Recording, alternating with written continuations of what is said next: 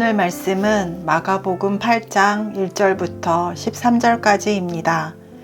그 무렵에 또 큰 무리가 있어 먹을 것이 없는지라 예수께서 제자들을 불러 이르시되 내가 무리를 불쌍히 여기노라. 그들이 나와 함께 있은지 이미 사흘이 지났으나 먹을 것이 없도다. 만일 내가 그들을 굶겨 집으로 보내면 길에서 기진하리라. 그 중에는 멀리서 온 사람들도 있느니라. 제자들이 대답하되 이 광야 어디서 떡을 얻어 이 사람들로 배부르게 할 수 있으리이까? 예수께서 물으시되 너희에게 떡 몇 개나 있느냐? 이르되 7이로소이다 하거늘. 예수께서 무리를 명하여 땅에 앉게 하시고 떡 7개를 가지사 축사하시고 떼어 제자들에게 주어 나누어 주게 하시니 제자들이 무리에게 나누어 주더라. 또 작은 생선 2마리가 있는지라 이에 축복하시고 명하사 이것도 나누어 주게 하시니 배불리 먹고 남은 조각 7 광주리를 거두었으며 사람은 약 4,000명이었더라. 예수께서 그들을 흩어 보내시고 곧 제자들과 함께 배에 오르사 달마누다 지방으로 가시니라. 바리새인들이 나와서 예수를 힐난하며 그를 시험하여 하늘로부터 오는 표적을 구하거늘 예수께서 마음속으로 깊이 탄식하시며 이르시되 어찌하여 이 세대가 표적을 구하느냐? 내가 진실로 너희에게 이르노니 이 세대에 표적을 주지 아니하리라 하시고 그들을 떠나 다시 배에 올라 건너편으로 가시니라. 아멘.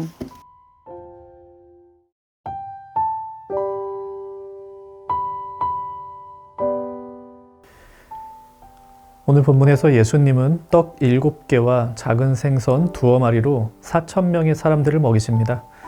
6장에서 우리는 이미 오병이어 사건을 보았죠. 떡 5덩이, 물고기 2마리로 5,000명을 먹이신 사건입니다. 이 오병이어 사건은 표적입니다. 일종의 사인입니다.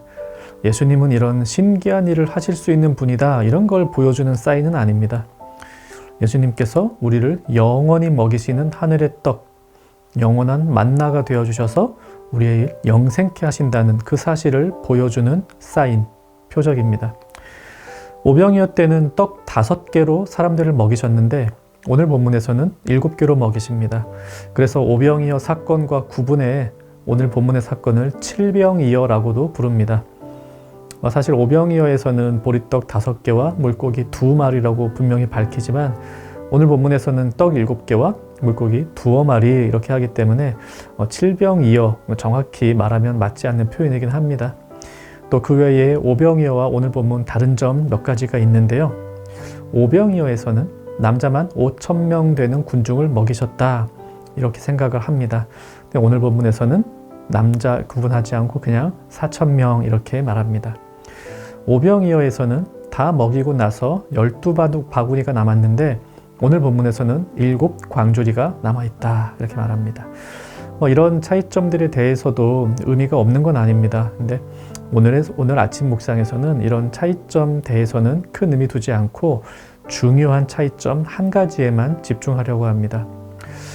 왜 비슷한 사건을 2번 해서 반복해서 할까요? 오병이어도 나오고 칠병이어도 나오고. 예수님의 다른 다양한 사역들을 담기에도 이 복음서의 지면이 부족할 텐데 말이죠. 앞에서 말씀드린 몇 가지 차이점 외에도 오늘 본문의 사건이 오병이어와 가장 도드라지게 다른 점은 이 배경이 이방 땅이라는 데에 있습니다. 그리고 지금 예수님 앞에 있는 사람들, 이 회중들 대부분도 이방인들이었습니다. 이 오병이어에서는 유대 백성, 즉 스스로를 하나님의 백성이라고 믿고 구약 성경에서 예언한 메시아를 기다렸던 바로 그 백성들을 먹이셨고요. 오늘 본문에서는 그런 거 모르는, 구약 성경을 모르는 이방 민족들을 먹이신 겁니다. 오늘 본문은 오병이어의 단순한 반복이 아니라 예수 그리스도께서 유대인뿐 아니라 이방 민족까지, 즉 온 세상을 먹이시는 하나님이심을 보여줍니다. 이것이 중요한 이유는요, 당시 유대인들은 메시아는 오직 유대인만의 메시아라고 믿었기 때문입니다. 정통 유대인들 같으면 지금 답답한 거죠. 어제 본문에서 나왔듯이 아니 자녀들에게 음식을 줘야지 왜 개 같은 이방인들에게 이런 일을 하고 있나, 아마 이런 생각을 하고 있을지도 모르겠습니다. 하지만 성경은 단 한 번도 하나님께서 특정 민족이나 나라의 하나님이 되신다고 말하지 않습니다. 하나님은 모두의 하나님이십니다. 예수님은 오병이어를 통해서는 유대인을 먹이시고 칠병이어를 통해서는 이방인들을 먹이십니다. 그 어떤 사람도 예수님을 통해 양식을 다 얻을 수 있습니다. 물론 이때 말하는 양식은 영원한 생명 양식을 말합니다. 이런 생각을 가지고서 마가복음 초반부터 지금까지 예수님께서 하신 일들을 쭉 돌아보면요, 이 떡으로 먹이시는 이야기뿐 아니라 전체적인 이야기에서도 예수님은 당시에 심각하게 자리 잡았던 두 가지 차별, 즉 민족적인 차별과 성차별에 있어서 모두를 뛰어넘는 사역을 하셨음을 볼 수 있습니다. 유대인 지역에서는 야이로라는 아버지가 딸 문제를 가지고 왔었고요. 이방인 지역에서는 수로보니게 족속 어머니가 딸 문제를 가지고 찾아왔습니다. 둘 다 구원받았죠.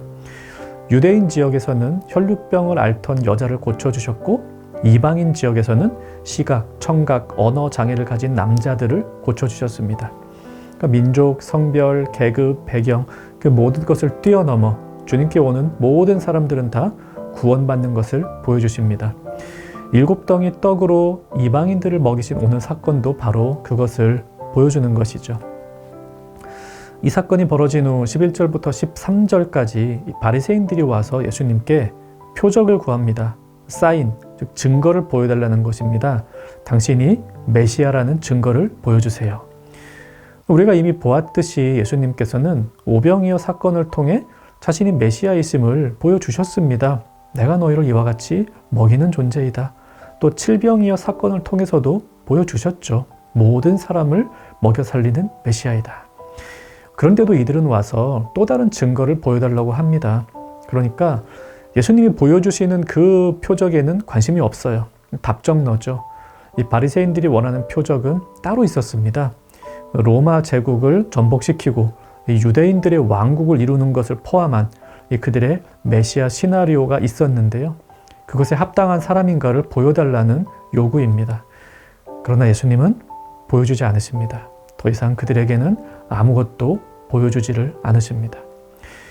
전에 오병이어를 경험했던 사람들, 예수님을 그냥 떡 주는 사람이라고 생각했습니다. 그래서 그분을 이 땅의 왕으로 삼고자 했죠. 이런 왕이 있으면 떡은 실컷 먹겠다. 예수님을 오해했던 것이죠. 예수님은 그들을 피해 산으로 가셨습니다.